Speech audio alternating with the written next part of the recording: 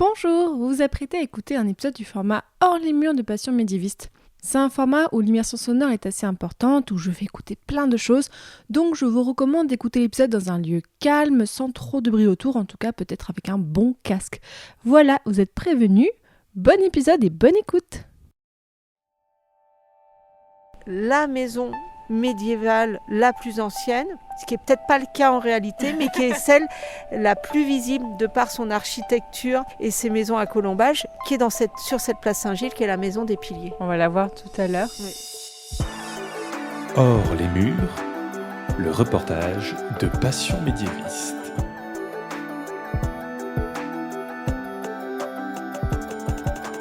Aujourd'hui, je vous emmène dans une ville où l'histoire médiévale est encore bien présente par touche, avec une petite et une grande histoire. On est donc à Étampes, une ville qui a environ 30 000 habitants. On est au sud de Paris, à 1 heure de RER. Vous allez voir, c'est une ville qui est traversée par de nombreux cours d'eau et avec beaucoup de monuments historiques. Mais j'ai une petite question aujourd'hui pour mon premier invité que vous allez entendre juste au début, parce que j'ai avec moi Jérôme. Et Jérôme, pourquoi est-ce qu'on est à Étampes aujourd'hui ? On est à Étampes dans le cadre des contributions Paladru. Et oui, en fait, tu es un des participants où tu avais contribué au carnet Paladru et il y avait un palier où mes auditeurs pouvaient me proposer un sujet et tu m'as proposé de faire un épisode sur Étampes. Et pourquoi est-ce que tu voulais un épisode sur Étampes ? Et moi j'habite sur Étampes depuis 10 ans, je trouve que c'est une très belle ville qui a un très beau patrimoine. Voilà, et je voulais un épisode de Passion médiéviste sur Étampes pour faire découvrir la ville et pour permettre à tout le monde de découvrir Étampes. Et bien c'est ce qu'on va faire pendant tout l'épisode, donc merci encore Jérôme pour l'idée.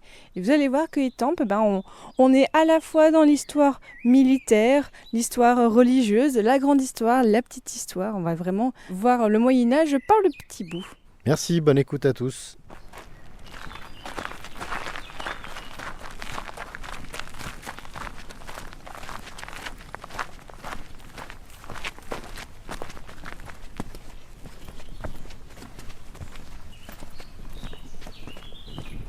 Elle est à combien de mètres de hauteur ?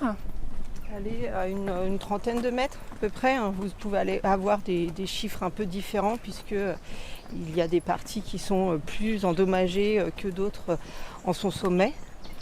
C'est un donjon quadrilobé, un élément architecturé unique en France.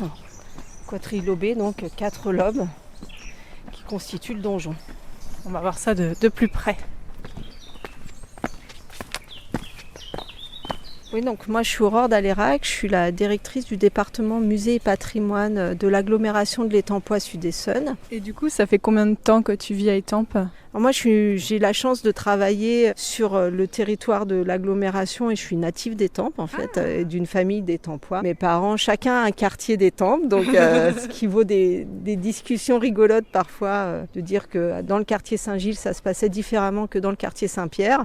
Voilà. Puis depuis 18 ans en fait, d'abord en tant que médiatrice culturelle, et, simplement faire des visites au sein du musée du patrimoine. Puis ensuite j'ai commencé à apprendre, à acquérir de l'expérience et à avoir avec la création du service du patrimoine, de la valorisation du patrimoine, puis pour ensuite avoir l'opportunité que mon directeur me propose le poste qui regroupe le musée et le patrimoine. Et là justement, juste avant d'arriver à la tour, on a un joli panorama sur la ville d'ici. Nous sommes dans la vallée de la Juine et dès le XIe siècle, on va voir une implantation certainement en contrebas entre les deux monuments que l'on aperçoit ici, l'église Saint-Basile et la collégiale Notre-Dame qu'on ira voir tout à l'heure. Mais ici, il y avait certainement le premier habitat royal, une mode castrale. Ensuite, c'est autour de 1130, 1150 qu'on va construire le château militaire qui va être sur le coteau et derrière on a le plateau céréalier de Beauce. Donc la ville elle va se constituer autour de la rivière mais aussi un axe important et stratégique, l'axe royal entre Paris et Orléans Étampes est vraiment à mi-chemin entre les deux. Et donc ça c'est nord-sud bien sûr, et sur l'axe est-ouest entre Chartres et Sens. Donc on est vraiment au carrefour de ces deux axes qui va montrer cette importance stratégique et ce trait d'union de la ville d'Étampes qui va en fait être l'élément qui va faire son essor au fil des siècles entre le 11e jusqu'à la révolution industrielle. Oui, là on comprend bien, en fait, d'ici on voit bien comment la ville s'étale entre les deux reliefs le long des rivières. C'est ça, exactement. Et puis il faut imaginer que, je vous disais, une ville en longueur, c'est une ville qui fait effectivement 7 km de long. Là, on voit juste devant nous le quartier le plus ancien, alors ça, on pourrait en débattre longuement, mais le quartier qui va vraiment se développer, ce qu'on va appeler le bourg, le centre-ville, et puis ensuite est protégé par des remparts, avec plus tard le quartier Saint-Gilles, qui va lui faire le trait d'union avec un quartier qui est totalement à l'opposé plus au sud, le quartier Saint-Martin qui est notamment reconnu pour son église, l'église Saint-Martin dont le clocher est penché. On va encore grimper mais pas beaucoup pour voir ce qui reste du château et du donjon. On est dans un cadre très bucolique là. Oui, effectivement. Le donjon et le bois sont vraiment un écrin de verdure. On aperçoit lorsqu'on est dans la vallée le donjon qui est un point culminant, mais il est caché par sa végétation. Et c'est vraiment quand on arrive au pied de la tour de Guinette qu'on se rend compte de l'immensité de ce donjon. Donc là, on est au pied de la tour de Guinette, donc voir effectivement le côté quadrilobé, donc comme si c'était 4 cercles, au lieu d'avoir des côtés tout droits, on a vraiment 4 cercles. C'est ça, 4 cercles imbriqués. Un donjon, généralement, fait partie, la partie importante d'un élément global architecturé, avec des remparts, des communs, des logis, une chapelle. Ce donjon, il a la particularité, à l'inverse d'autres, d'avoir une forme qui lui est singulière, parce que généralement, un donjon est circulaire, comme à proximité à Dourdan ou quadrangulaire. Et donc là, il nous reste aujourd'hui que ce donjon, donc la partie quadrilobée, on l'a dit, cette tour. Mais donc, il faut imaginer que tout autour de nous, il y avait en fait le reste de ce château. Alors, à partir de quand est-ce qu'on peut dater la construction du château ? On va savoir qu'il y a déjà un donjon avec une première enceinte. On a encore une petite trace de ce qu'on appelle la chemise, un premier petit rempart dès le XIIe siècle. La vraie question est de se poser à quel moment c'est devenu un château avec les éléments architecturés complémentaires dont je vous parlais tout à l'heure.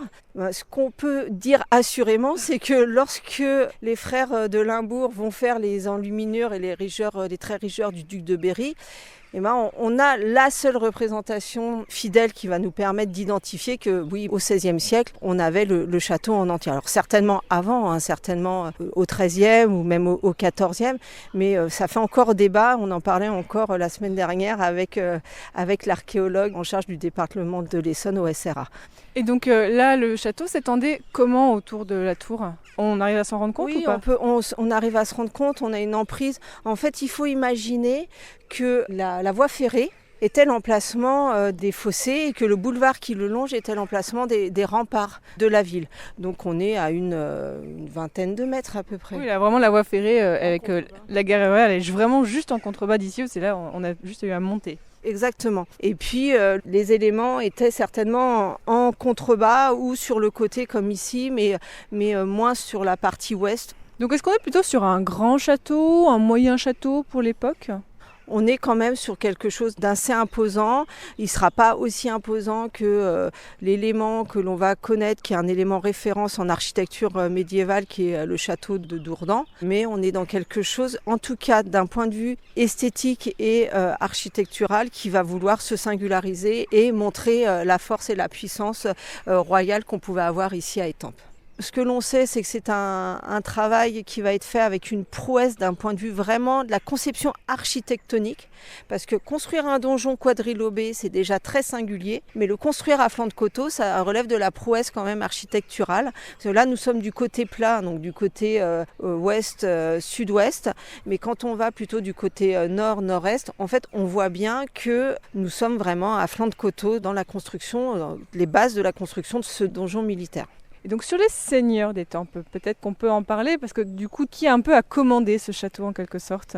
C'est un moment où l'initiative va être plutôt royale, véritablement, puisque c'est à l'époque où parallèlement la ville va se développer. Louis VI le Gros va ordonner de construire le quartier Saint-Gilles, qui est le trait d'union, comme je vous le disais en introduction, entre le centre-ville, qui est juste en dessous de la tour de Guinette, et le quartier Saint-Martin, qui est totalement à l'opposé. Et donc Louis VI le Gros va vraiment commander ce quartier, ce qu'on appelle les quartiers neufs, qui vont donner naissance à des villes qui s'appellent les villes neuves, etc. Là, ici, c'était le quartier neuf Saint-Gilles, à vocation commerçante. Il y avait une vraie volonté de mettre en avant son pouvoir royal, sa richesse économique.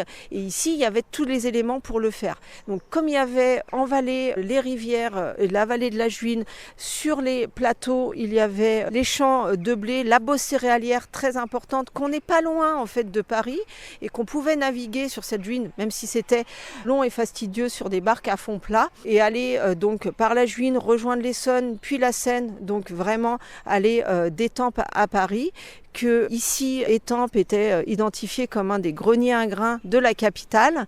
Donc il y avait vraiment cette volonté. Donc c'était pas forcément des seigneurs, il va y avoir des seigneurs qui vont occuper, mais la volonté, elle est royale. Louis VI le Gros, Louis VII, et au fur et à mesure même d'autres rois, on pourra en parler tout à l'heure avec Philippe Auguste et Ingeborg de Danemark notamment. Oui, on va en parler, effectivement, c'est un endroit où les rois sont souvent venus, donc on est vraiment sur une demeure royale, parce que bien avoir en tête qu'au Moyen-Âge, effectivement, le roi ne reste pas tout le temps dans sa capitale, surtout à cette époque, à l'époque de la construction du château, on est sur une cour qui est itinérante, qui passe son temps à bouger, d'où le fait qu'on a, comme Étampes aujourd'hui, donc des constructions royales un peu partout.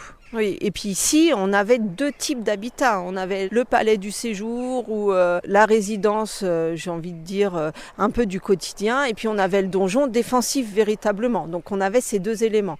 Ce qui est attesté à Étampes, c'est que le palais du séjour va avoir une attestation sur son emplacement, sa construction au XIIIe siècle. Ce qui se passe entre le XIIe et le XIIIe siècle, tout ça reste encore à définir. Alors le donjon, on ne peut pas rentrer dedans. Il est fermé parce que même s'il est plutôt en bon état, c'est-à-dire qu'on a quand même une grande élévation et tout. Donc ce que je vois, c'est qu'on a un petit peu de cette tour de Guinette, on a un petit peu de chute de pierre et tout ça. Donc on peut pas. Est-ce qu'on peut le visiter à certaines occasions pour rentrer dedans ou pas du tout ? Non, plus aujourd'hui. Il y a eu un arrêté municipal où on ne doit pas s'approcher à plus de 5 mètres pour des raisons de sécurité.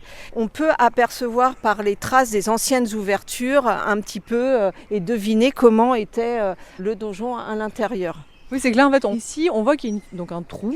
Est-ce que là, c'était une ouverture ou juste un trou qui n'était pas trop prévu à la base ? Non, en fait, là, on se rend bien compte qu'il s'agissait d'une ouverture parce qu'on a encore les traces de ces pierres taillées qui nous montrent bien qu'il s'agissait d'une ouverture.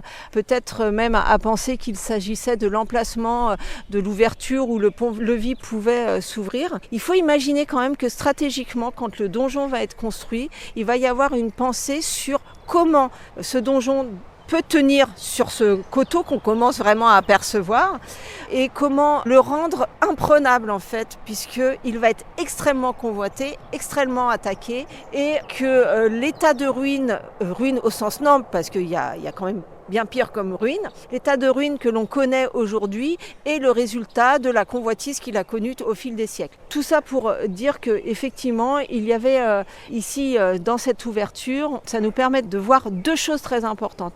La première, que cette partie côté coteau est creusée, parce qu'on aperçoit une échelle métallique, mais en fait, les espaces de circulation étaient sur cette partie côté coteau où les ouvertures étaient moins imposantes. On aperçoit quelques meurtrières et généralement plutôt à la jointure des lobes pour que les angles morts soient plus complexes à atteindre quand on est en contrebas. On voit ceci et on voit également quand on regarde un petit peu plus loin que de l'autre côté, du côté plateau, finalement, le donjon est construit comme une structure pyramidale, c'est-à-dire que on aperçoit le donjon qui est plus épais et qui a une délimitation et au-dessus, il est un peu plus étroit. Donc en fait, la base est plus épaisse que le premier étage, que l'étage supérieur et ainsi de suite pour avoir une assise du bâtiment et un équilibre entre la partie creuse et la partie pleine.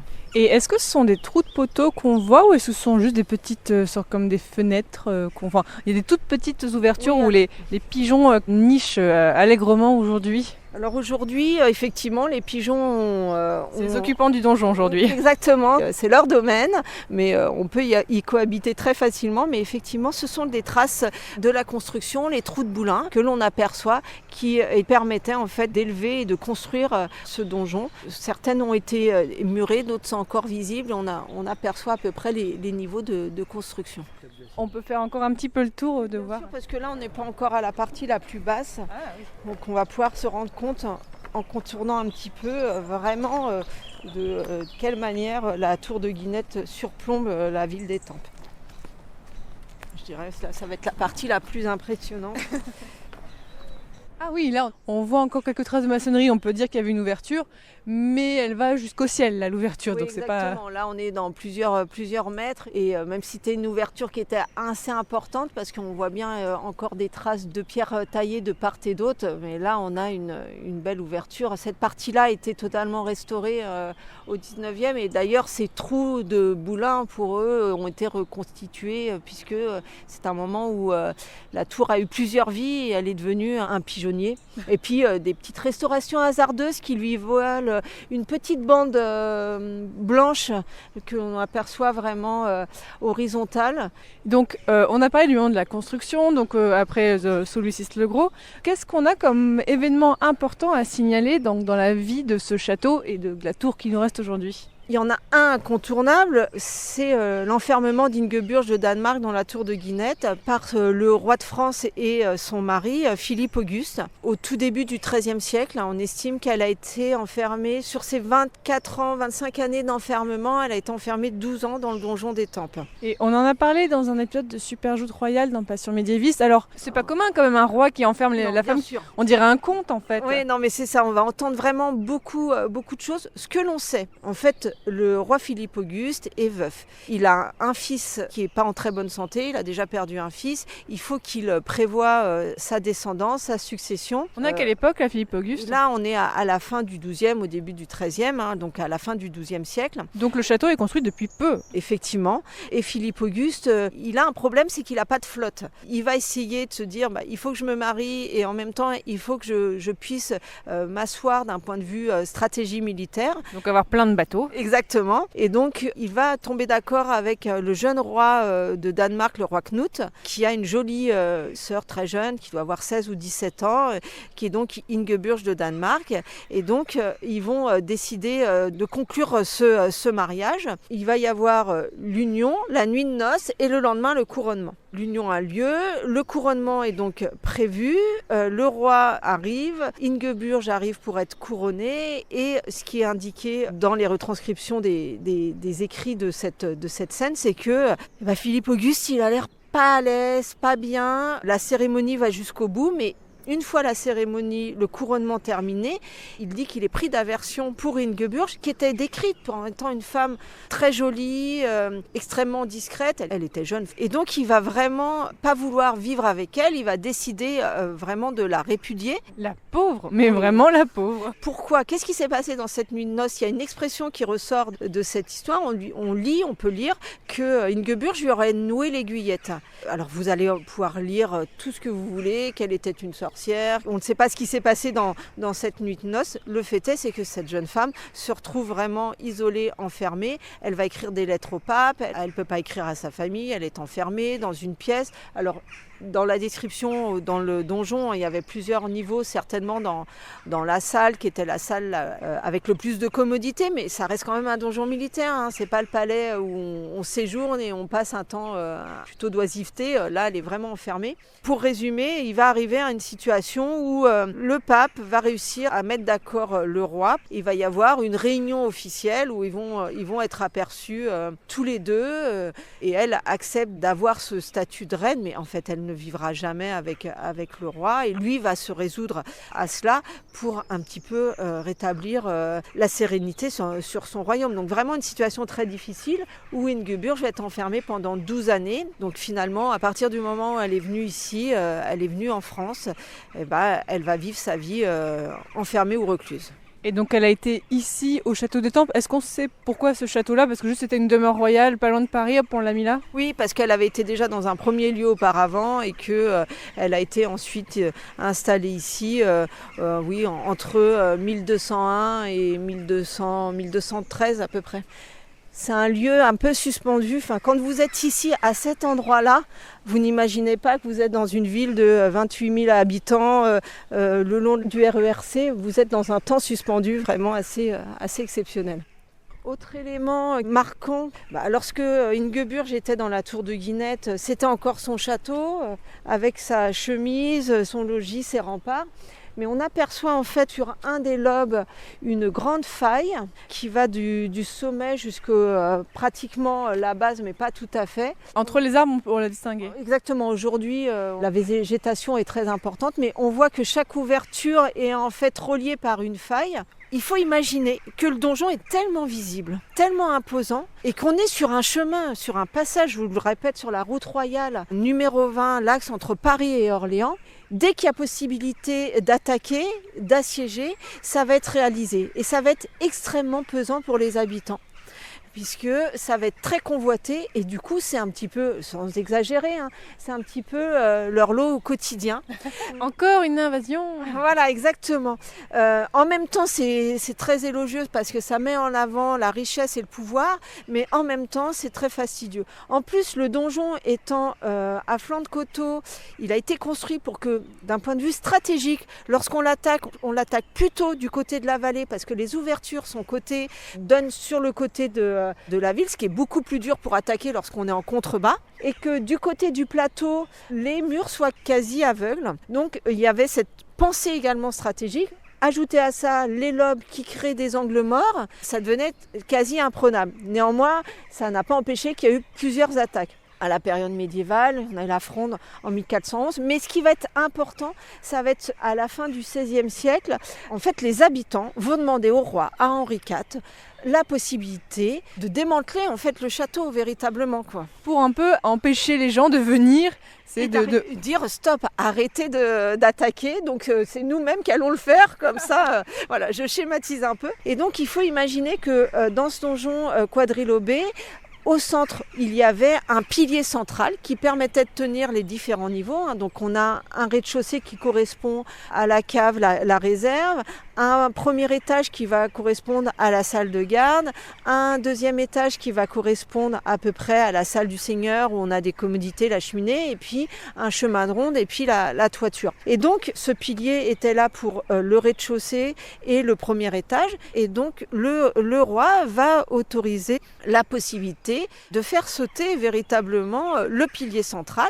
Donc va y avoir l'effondrement des différents planchers et cette fissure que l'on aperçoit sur ce côté qui va apparaître, qui est le premier élément vraiment ostensible de se dire, voilà, c'est un beau donjon, c'est un beau château militaire, mais ça a un poids au quotidien pour les habitants. Donc c'est le début de ce qui va devenir la ruine que l'on connaît aujourd'hui. Mais pourtant, elle n'a pas été totalement détruite. Non, c'est là où on voit que d'un point de vue architectural, ça tient très bien et qu'il y avait presque de l'ingénierie dans la manière de construire ce bâtiment avec ce côté dont je vous parlais tout à l'heure, partie creuse pour la partie côté coteau et partie pyramidale pour le côté plateau.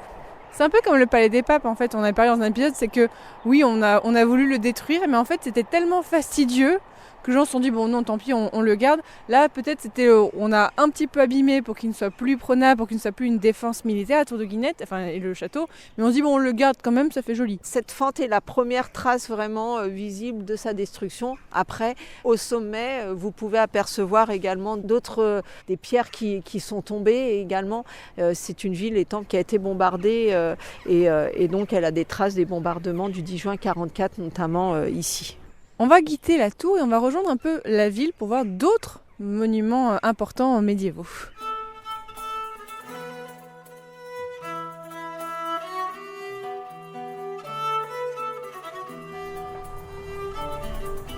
Oui, en fait, la tour de Guinette nous suit parce que là, même si on a déjà marché 10 minutes, un petit quart d'heure pour descendre dans la ville, on l'aperçoit toujours un petit peu. Oui, elle surplombe toujours et là on aperçoit cette autre route dont je vous parlais tout à l'heure qui correspondait à l'axe Chartres-Sens, qui est vraiment le long de la collégiale et qui est aujourd'hui la rue de la République et qui a été déviée. Mais la tour de Guinette est toujours là, hein, on voit bien par rapport à son emplacement à flanc de coteau.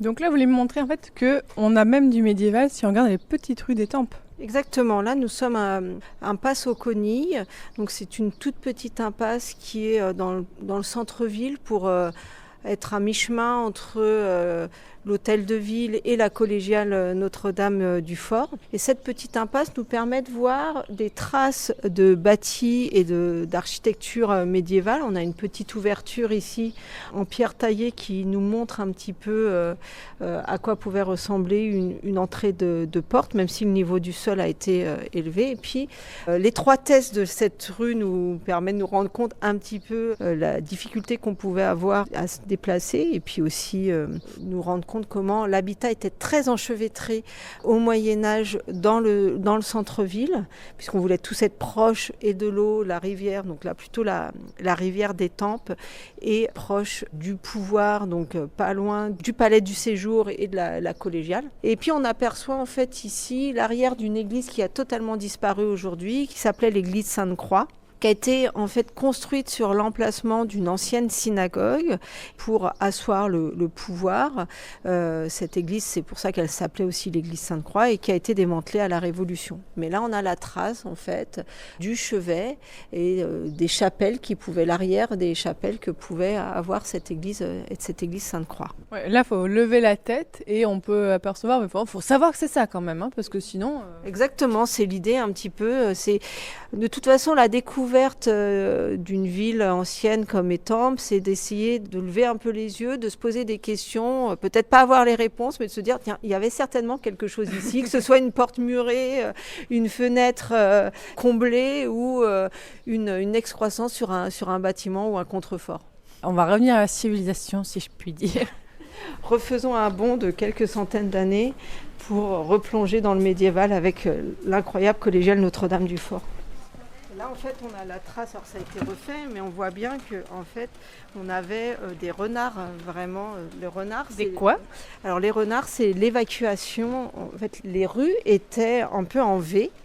Et la pointe basse du V constituait en fait l'ancêtre de l'égout, l'écoulement. Et donc, c'est ce qu'on appelait un renard. Parce qu'on a à Étampes une petite rue qui s'appelle la rue de la queue du renard. Donc on arrive au bout pour que ensuite l'eau sale se déverse dans la rivière.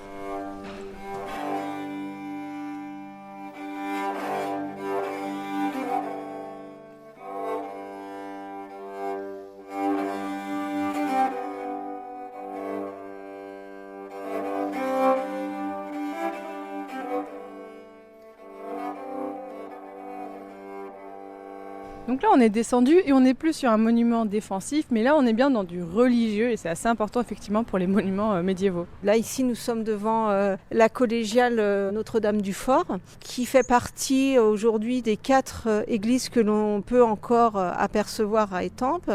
On a juste à côté, à 50 mètres derrière nous, entre la collégiale et la tour de Guinette, l'église Saint-Basile, qui a été construite également au XIIe siècle, qui elle était une église paroissiale. Mais là, ici, la collégiale, une église où il y avait un collège de chanoines, donc qui n'avait pas de vocation première à être pour les fidèles, mais vraiment pour les chanoines.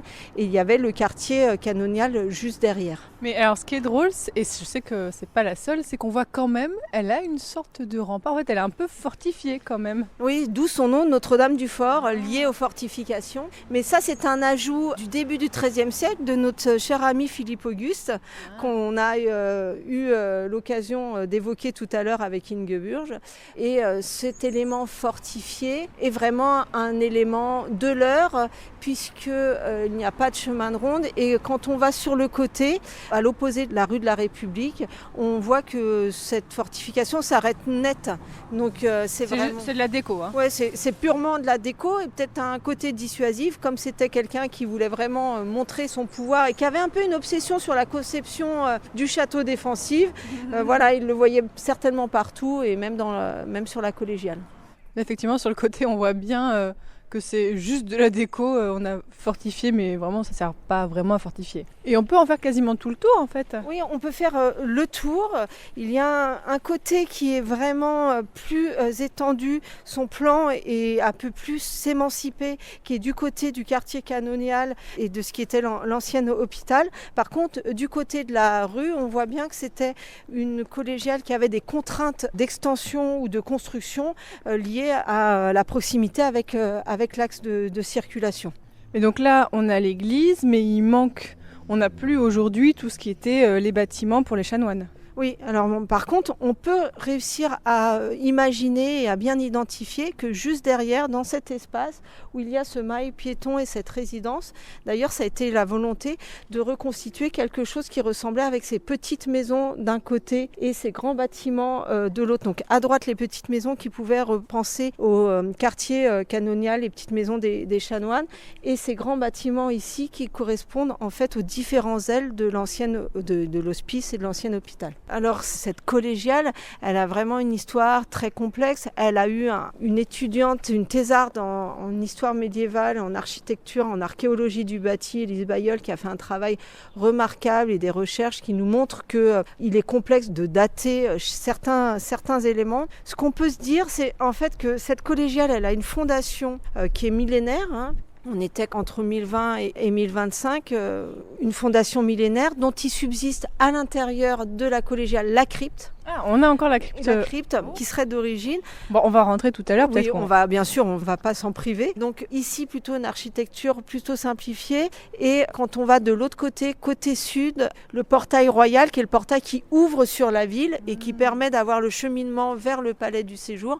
Un portail qui va être, lui, plutôt un héritage de l'architecture gothique avec un décor très important et imposant. Et là, on retrouve aussi de ce côté-là les fausses fortifications. De nouveau, voilà, hop, on retourne, on a arrêté et on remet ces créneaux. Et puis on voit bien la délimitation de la construction, certainement du XIIe siècle, avec la toiture qui est cachée par les créneaux et puis le rajout des créneaux. Ce qui est intéressant, c'est que lorsqu'on voit cette collégiale de l'extérieur, côté rue, on a l'impression que c'est une église qui est extrêmement sombre et qui a un plan assez énigmatique. On n'arrive pas à se situer. Lorsqu'on en fait le tour, on se rend compte, et vous avez pu l'apercevoir, que tout n'a pas été simple, tout ne s'est pas fait en même temps. Lorsqu'on est à l'arrière, au niveau du chevet, on voit bien le vaisseau central et les petites chapelles de part et d'autre avec ces parties arrondies.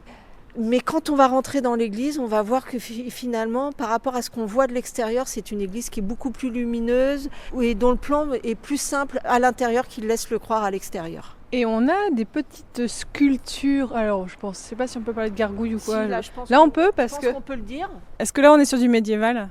Oui, très certainement. Alors, une gargouille qui représentait à l'origine certainement un dragon. Une gargouille, c'est un élément qui va permettre que l'eau s'évacue et qu'elle ne coule pas le long du mur. Et là, on a le trou qui est bien visible et on avait cette gueule-là qui permettait d'évacuer l'eau. On continue de faire le tour pour rentrer dans la collégiale. Ah oui, là on est sur un portail, ça se voit que c'est le portail, ça se voit que c'est le portail principal plutôt prestigieux. Voilà, exactement. Il est vraiment enclavé dans le bâti parce que ça liait à l'histoire du plan de la collégiale. Donc dès qu'il y avait une parcelle qui se libérait, on construisait sur la collégiale. Donc le portail va être constitué, ce qui va l'identifier, ça va être notamment ces statues colonnes avec ces drapés. On est sur de l'époque du début de la construction, ou de Philippe le Bel. Là on est au milieu du XIIe siècle. Donc on a vraiment des statues du XIIe siècle qui nous regardent. Alors, est-ce que c'est les guerres de religion ou la Révolution qui a cassé toutes les têtes ici ? Voilà, vous anticipez exactement. Là, ici, on est sur les guerres de religion ici, qui vont abîmer. On n'est pas sur du vandalisme révolutionnaire parce qu'on arrive encore à lire le discours iconographique qui nous est présenté ici, que ce soit sur les statues colonnes, que ce soit sur les petits chapiteaux. En fait, on arrive à lire l'histoire de l'Ascension, des vieillards de l'Apocalypse, mais on n'a plus de tête. On va rentrer parce que là, il y a beaucoup de voitures qui passent quand même.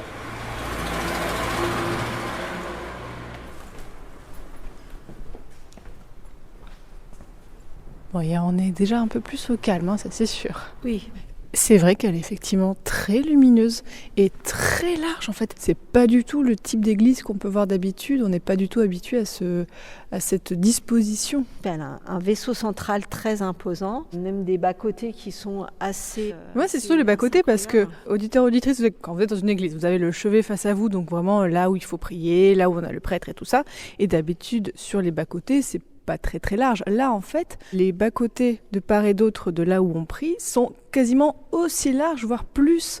Donc on est vraiment sur une église qui est beaucoup plus large de face à nous que dans sa longueur. Exactement. Et ce qui va être intéressant, ce qui va créer ce côté extrêmement lumineux, ça va être l'évolution du style architectural de cette collégiale. Oui, parce qu'on a commencé par du roman, forcément. Voilà, exactement. Donc on a derrière nous le portail occidental et donc les deux premières travées vont avoir quelque chose qui va s'identifier plus à l'architecture romane sur les bas-côtés avec des piliers ronds et massifs. Donc on peut aller sur un bas-côté. Ah oui, on voit bien.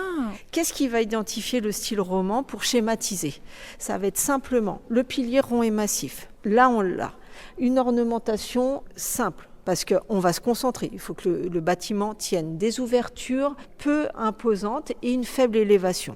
Parfois associé à des arcs en plein cintre. Là, en fait, on a l'arc qui commence à se briser, mais néanmoins, on est dans une élévation qui est assez simplifiée. Mais quand on va passer la première, la deuxième travée et qu'on va aller au niveau de la troisième travée qui pourrait être l'équivalent, parce que c'est difficile de lire le plan, mais de la croisée du transept, mais même si on va aller au-delà, on va se rendre compte de l'immensité de l'élévation et de la différence. C'est que là, tout simplement, déjà, le plafond s'est élevé, vraiment, entre la première travée, effectivement, qui était avec les gros piliers. Et là, vraiment, le plafond a quasiment doublé de hauteur. Donc, il y a effectivement ce sentiment d'évolution de l'architecture et d'évolution vers la grandeur de l'église et tout ça. Et là, effectivement, les piliers ne sont plus les mêmes. Non, et voilà, on va passer du pilier ou de la pile ronde et massive à ce qu'on va appeler une forêt de petits piliers qui vont, même s'ils ont une emprise importante au sol, lorsqu'on met plusieurs colonnes engagées qui sont cumulées et qu'on a pratiquement doublé l'élévation, on a tout de suite cette sensation de quelque chose de beaucoup plus aéré, beaucoup plus lumineux. Et effectivement, parce qu'on a cette hauteur, on a les chapiteaux qui sont un travail plus dans le détail, qui peuvent un peu faire penser aux chapiteaux qu'on a vus au niveau du portail de l'entrée des chanoines, avec cette végétation. Et puis surtout, on a l'arrivée de l'élément qui va nous faire dire oui, là on est dans le style gothique, on a une croisée d'ogives qui fait tout son travail avec pour ensuite sur les travées, la travée 5 notamment, des clés de voûte et qui montre bien vraiment cette élévation. Et du coup, des vitraux et des verrières qui sont 2 fois, 3 fois plus importantes, même si elles ne prennent pas l'ensemble de l'emprise du mur, elles rajoutent vraiment et elles montrent vraiment cette évolution vers le gothique. C'est assez saisissant. Je crois que j'ai jamais vu une église comme ça en fait. À la fois c'est haut, mais on se sent pas écrasé. Et alors, c'est pas du tout le côté religieux, moi c'est vraiment le côté là, bien sûr architectural qui m'intéresse. On retrouve presque le côté multi-lobé en fait. Oui, exactement. C'est vraiment ce côté-là de cette accumulation de petites colonnes engagées qui va créer cet esprit très aéré et qui va créer quelque chose qui est assez exceptionnel.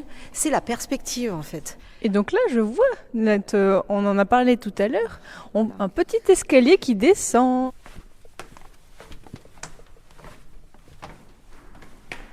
C'est chouette parce que des fois les cryptes elles sont fermées à la visite ou que lors de visites particulières. Là vraiment n'importe qui peut venir. Oh et là c'est chouette. Là on est au frais. Là c'est clair que là on est au frais. Oui, là il y a pas de problème. On est bien au frais. On est dans un espace, dans un petit écrin assez incroyable qui nous permet aussi d'identifier l'évolution de l'architecture. Là, on est au premier quart du XIe siècle. Donc, ces piliers, ces chapiteaux simplifiés. Alors, bien sûr, avec un plafond polychromique, mais qui a été totalement remanié au XIXe siècle. C'est assez net en fait. Donc ici, certainement des reliques. On avait des patrons protecteurs à Étampes, notamment 3 frères qui sont Canciens et Canciennes, 5 ans Canciens et Canciennes, qui sont 3 frères, dont on a une petite chapelle qui est consacrée dans la collégiale, dont les reliques étaient installées ici. Et puis Saint-Michel également, d'où après une foire médiévale qui va être la foire pour les lépreux Saint-Michel, qui va donner aujourd'hui un événement que tout Étampois connaît, qui est la fête Saint-Michel, qui est la fête foraine finalement, mais qui est l'héritage de la foire médiévale à destination des lépreux. Mais là vraiment on est dans un petit espace parce qu'on est vraiment, ça fait à peu près une trentaine de mètres carrés. Et avec donc là, on retrouve les gros piliers, mais ils ne sont pas aussi gros qu'au-dessus de nous, et un plafond beaucoup plus bas, bien sûr. Oui, bien sûr. Et puis, il y avait cette idée de circulation, parce qu'on n'a pas qu'une seule entrée, on a une entrée et une sortie pour faciliter la circulation.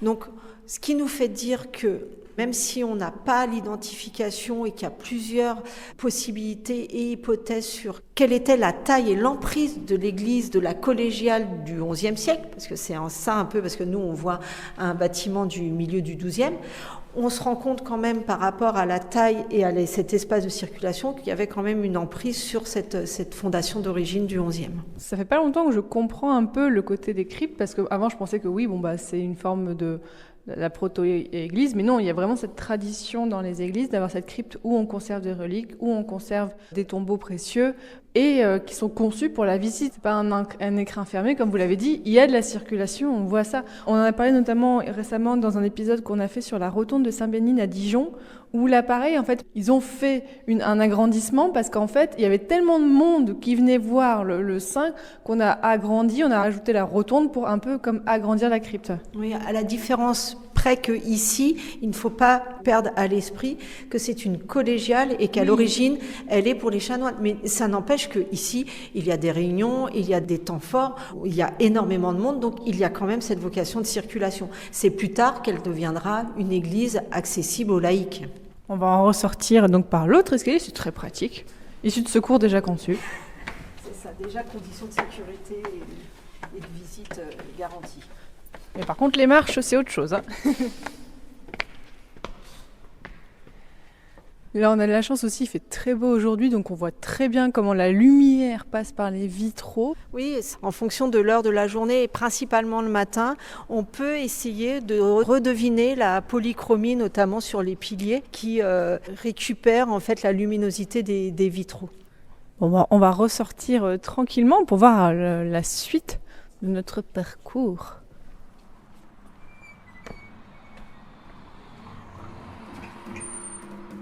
Alors où est-ce qu'on va aller maintenant ? Je vous propose qu'on fasse un petit détour vers la place du marché Saint-Gilles et pour que la balade soit un peu plus agréable, qu'on le fasse le long des rivières. Bon, allons-y.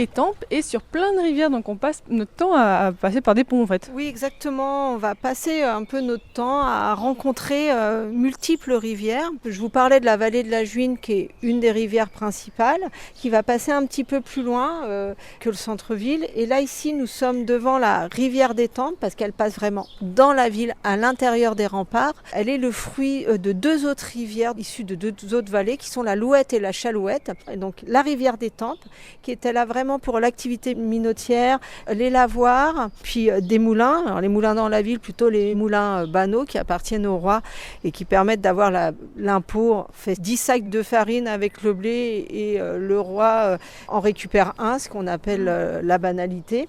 Donc la rivière d'Étampes et parallèlement à l'extérieur des remparts, une autre rivière qui était une rivière forcée qui est la rivière des Prés. Et ces deux rivières-là naissent de l'Alouette et la Chalouette au bout du quartier Saint-Gilles où nous allons le rendre à un emplacement qui s'appelle les Portereaux, qui étaient les portes de l'eau, l'entrée de l'eau dans la ville en fait. Parce qu'on voit qu'il y a pas mal de villes, et je pense notamment quand on a fait l'épisode sur Dijon, on a pas mal de villes qui en fait ont enterré leurs rivières, qui les ont dissimulées, enfin qui les ont, pour l'agrandissement de la ville, ont enterré leurs rivières. On voit des fois que ça cause des soucis quand ça ressort.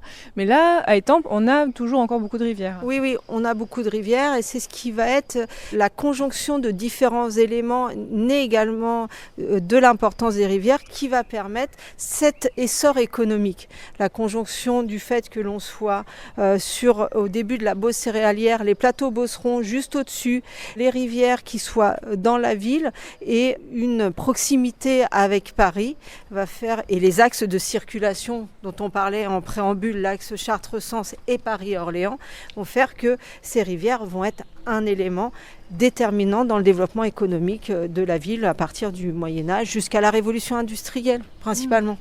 On continue de marcher un petit peu.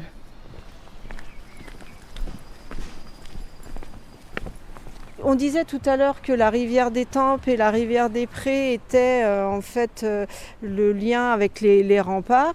Et donc on a une trace d'une petite maison, là on est le long de la rivière des Prés, d'une petite maison qui est modeste avec une tourelle.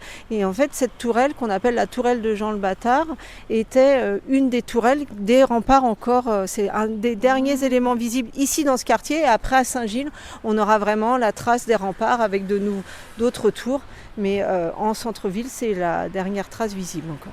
Et là, pareil, il faut bien regarder parce qu'on a l'impression effectivement c'est juste une petite maison peut-être un peu ancienne, mais oui, on voit que c'est un petit peu arrondi tout ça. Exactement, c'est un petit jeu de piste qu'il faut ne pas hésiter à faire en ville.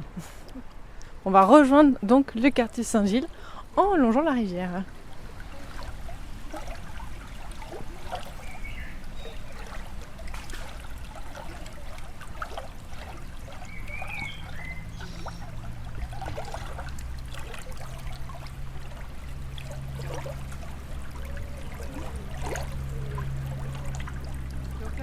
On a marché un petit peu depuis tout à l'heure le long de la rivière et donc on voit une autre trace des remparts là, un peu plus visible. Oui, tout à fait. Là, on voit vraiment traces de murs, de remparts et puis le reste d'une tour que l'on nomme aujourd'hui la tour du Loup. Parce qu'il faut imaginer que sur la gauche où il y a les habitations aujourd'hui après la rivière des Prés, c'était justement les prés et que peut-être qu'il y avait des animaux sauvages et peut-être même des loups qui rôdaient. Ça nous permet d'identifier que là, ici, nous sommes à l'extérieur de la ville et dès que l'on va aller le long de la rivière d'Étampes, on est à l'intérieur de la ville. Et on aperçoit à la fois un lavoir sur notre droite, un lavoir donc public, et on voit que le calme de l'eau est un peu différent ici.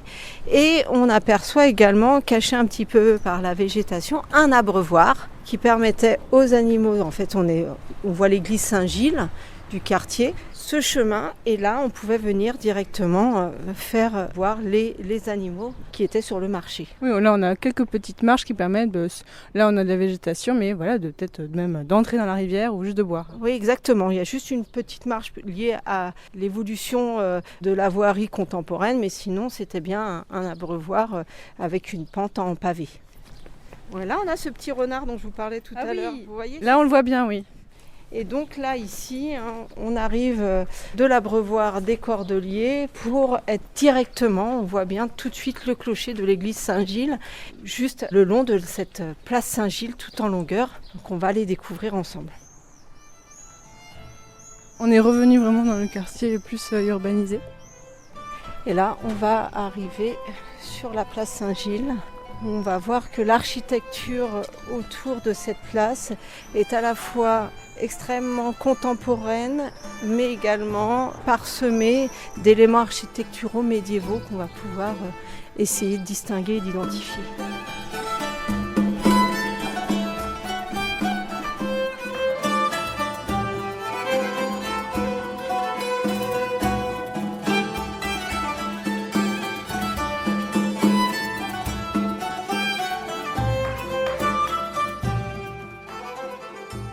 Donc on a une place là qui est tout en longueur, vraiment très très très en longueur. En fait on dirait même une large rue, mais donc avec au milieu donc un terre-plein avec des arbres, avec des terrasses. Et donc on a face à nous l'église Saint-Gilles. C'est autour de cette place que le quartier a été construit. Le quartier Saint-Gilles est au milieu du quartier centre-ville qui est surplombé par la tour de Guinette plutôt au nord. Et au sud du quartier Saint-Martin. Le quartier Saint-Gilles est un trait d'union, ce qui fait que la ville est très longue, comme je disais, 7 km de long. Et donc cette place Saint-Gilles a comme vocation d'avoir une installation commerçante. Louis VI le Gros va permettre au commerce de s'implanter et de ne pas payer d'impôts à condition qu'il y fasse une activité commerçante.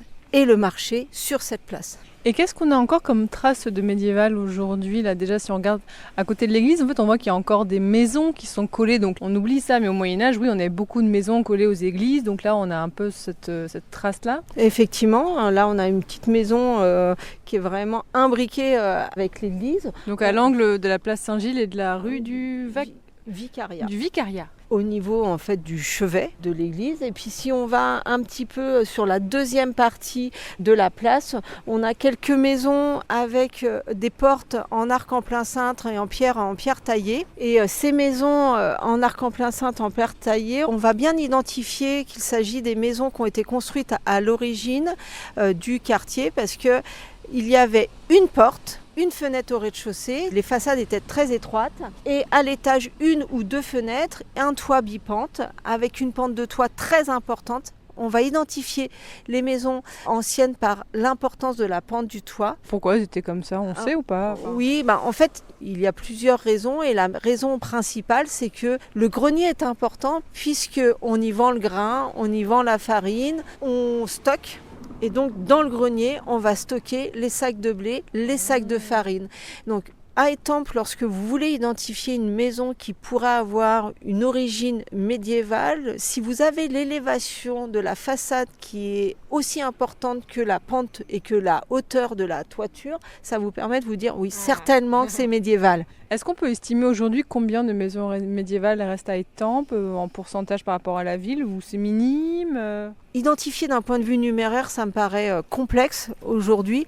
Néanmoins, on peut se rendre compte qu'en observant dans chacun des quartiers de construction ancienne, on peut avoir des traces, que ce soit par ces pentes de toit et ces toits imposants, que ce soit par les ouvertures arrondies en arc en plein cintre sur des maisons, que ce soit avec des fenêtres ou des façades où les fenêtres sont tous de tailles différentes, où on voit que l'ouverture est uniquement fonctionnelle. On va avoir une maison qu'on va identifier comme étant la maison médiévale la plus ancienne, ce qui n'est peut-être pas le cas en réalité, mais qui est celle la plus visible de par son architecture et ses maisons à colombage, qui est sur cette place Saint-Gilles, qui est la maison des Piliers. On va la voir tout à l'heure. Oui. Cette place, c'est la place du marché. Elle est tout en longueur, vous l'avez dit. Elle a d'un côté, au-dessus, l'ancienne route royale numéro 20, qui permet d'avoir une circulation importante. En dessous, la rivière d'Étampes, qui est là pour l'activité, pour faire boire également les animaux. Sur la route royale, il y avait énormément d'auberges, de relais de poste. Et en fait, cette place, elle est l'exemple de la stratégie économique d'Étampes qui va montrer que tous les éléments, à la fois l'activité hydraulique, à la fois les axes de circulation et à la fois l'environnement géographique avec le plateau de Beauce, va se concentrer autour de cette place Saint-Gilles qui est vraiment le reflet de l'activité commerçante. Là, c'est intéressant parce qu'on a un peu parfois le cliché des villes médiévales qui grossissent de façon pas anarchique, mais un peu au fur et à mesure de l'installation humaine. Où là, on voit ici à Étampes, donc ça a été pensé, on a construit ce quartier de façon raisonnée et en fait, on a donc cette place qui va être donc vous l'avez dit, parallèle d'un côté à la route, de l'autre côté à la rivière. Donc on a finalement une ville médiévale très ordonnée ici. Oui, très organisée, très stratégique. C'est aussi l'emplacement géographique d'Étampes qui veut cela. Justement, on va aller voir celle qui est désignée comme une des plus vieilles maisons d'Étampes. Voilà. Donc qui est en fait au bout de la place. Il faut aller vraiment là, au bout de la place. Voilà, au bout de la place, entre la place Saint-Gilles et la rue Simoneau. Donc là, on est le matin, les terrasses s'installent, tranquillement, on a des gens qui passent. Il n'y a plus de marché ici du coup. Si, alors le marché est encore ici. C'est pour ça qu'aujourd'hui on est un jour où il n'y a pas le marché, mais le marché du mardi matin est un marché qui se passe sur cette place et qui est encore un marché de bouche important. Auparavant c'était le jeudi, mais aujourd'hui le mardi matin, le marché. Donc là, on est arrivé au bout et donc on a 3 maisons. Donc c'est 3 maisons, mais c'est pas une seule maison. C'est un ensemble, effectivement, aujourd'hui de 3 maisons qui constituent ce qu'on appelle les maisons des piliers. Et pourquoi les piliers ? Parce que tout simplement, au rez-de-chaussée, on a des piliers, donc avec une sorte de, un passage couvert. Aujourd'hui, on a un restaurant qui est dedans. Mais donc, qu'est-ce qu'on sait de ces maisons ? On pense qu'elles sont autour du XVe siècle, peut-être même avant. Mais ce qui est intéressant, c'est ça nous donne un aperçu de ce qu'était la maison médiévale avec des colombages, mais pas n'importe quelle maison, parce que généralement, les maisons médiévales, donc un rez-de-chaussée reculé par rapport au premier étage, mais pas aussi saillant. Puisque là, en fait, on a vraiment les piliers qui vont soutenir l'étage. Ce rez-de-chaussée très reculé, ce premier étage très saillant est vraiment caractéristique de la fonction de ce quartier, de cette place commerçante. Donc c'était une halle en fait, pour pouvoir y installer les étalages sous cette allée couverte. Oui, donc là des étals pérennes, pas juste les jours de marché, et puis abrités avec... parce qu'en général, en fait, dans les maisons comme ça, c'était au rez-de-chaussée, on avait le commerce, exactement. Et à l'étage, en fait, la famille vivait là. Exactement, et là vraiment, on voit qu'il y a une vraie pensée, on en revient à cela, une vraie pensée d'organisation du commerce sur cette place. Et on revoit ce que j'illustrais sur ces maisons des piliers. On a les toits, oui. La hauteur du toit. Et si on regarde sur le pignon en fait extrême de la maison des piliers, en fait, on va percevoir une petite poulie avec une petite ouverture sur le pignon qui nous montre bien qu'on montait les sacs de grains dans le grenier. Sur ces 3 maisons des piliers, on aperçoit bien les poutres qui soutiennent le premier étage. Et puis sur la maison centrale, lors d'une opération de rénovation de façade, il y a une quinzaine d'années, ils ont redécouvert les colombages qu'ils ont décidé de laisser visibles, qui nous permet de nous rendre compte un petit peu de l'esthétique que pouvaient avoir les maisons ici tout au long de cette place. Oui, mais on voit qu'il y a eu des petites modifications, certaines n'ont pas les fenêtres pareilles, mais il y a quand même une unité entre les 3, notamment avec ce rez-de-chaussée. Et on retrouve effectivement au rez-de-chaussée des portes pas très hautes, même si elles ont été forcément un peu modernisées. Oui, et modernisées, et surtout on y voit également des évolutions avec les trottoirs, etc., qui ont un petit peu rehaussé le niveau, mais on se rend bien compte vraiment de cette empreinte médiévale.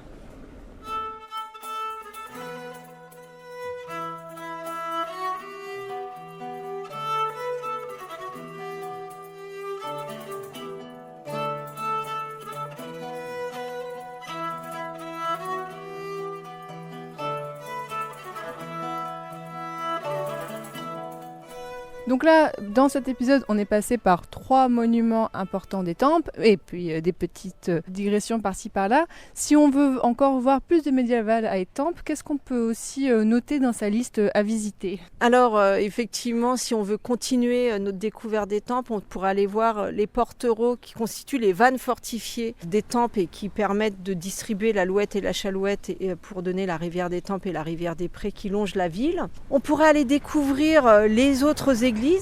L'église Saint-Basile juste à côté de la collégiale Notre-Dame et l'église Saint-Martin qui est notamment remarquable avec son clocher penché qui lui vaut le nom de l'église de la Tour Penchée. Et puis un élément qui est visible que de manière exceptionnelle aux Journées du patrimoine et sur programmation, la fresque du tribunal. Oui, ça a l'air assez fou. Ça c'est incroyable. En fait c'est dans les combles de ce qui est aujourd'hui le tribunal d'instance d'Étampes. C'est encore un tribunal.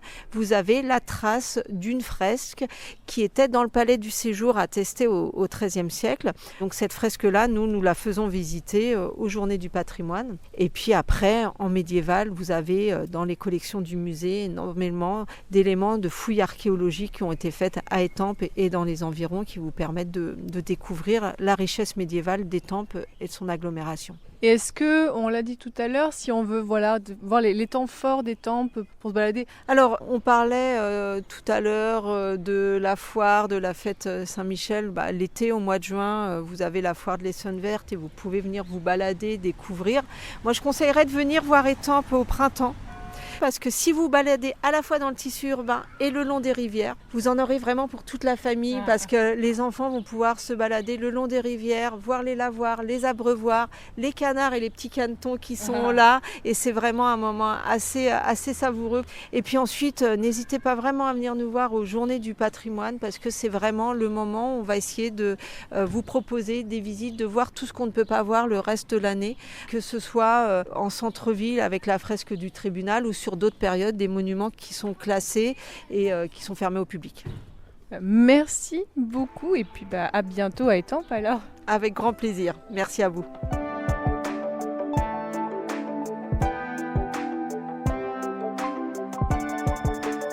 Merci beaucoup auditeurs et auditrices d'avoir écouté cet épisode. C'était le 2e Hors les murs de cet été 2025. Je sais que vous aimez bien ce format, en tout cas j'ai souvent des bons retours dessus, donc j'espère qu'il vous a plu. C'est un format que j'aime bien vous proposer l'été, comme ça vous donne des idées de visite, même si là, au moment où sort l'épisode, l'été est en train de toucher à sa fin. Là, je regarde par la fenêtre, clairement j'ai plus de nuages gris que de ciel bleu. Mais vous inquiétez pas, ça reviendra l'année prochaine. Donc si vous avez des idées d'endroits où je pourrais aller, alors ça devient un peu compliqué parce que maintenant il y a 2 critères. Il y a le type de lieu pour vous dire avec les hors les murs. Donc là par exemple j'ai fait une visite de ville, j'en avais déjà fait une il y a quelques années avec Dijon. Mais bon voilà, ça change un petit peu. Donc il y a les visites de vie, il y a les lieux, et puis aussi le côté géographique. J'essaie d'explorer un petit peu différents espaces géographiques. Alors je sais qu'il y a plein d'endroits que j'ai pas encore fait, notamment tout ce qui est le centre de la France, mais j'ai des idées pour l'année prochaine. Donc vous pouvez m'envoyer un mail à passionmédiéviste avec un S à médiéviste, hein, on n'oublie pas le S, à passionmédiéviste@gmail.com pour me donner vos idées si vous voulez pour l'année prochaine. S'il y a des lieux où vous dites ah ben ouais ce serait trop bien s'il y avait un épisode ici, n'hésitez pas à me les recommander. Merci encore beaucoup et je vous dis à très bientôt pour un prochain épisode de Passion médiéviste. Salut!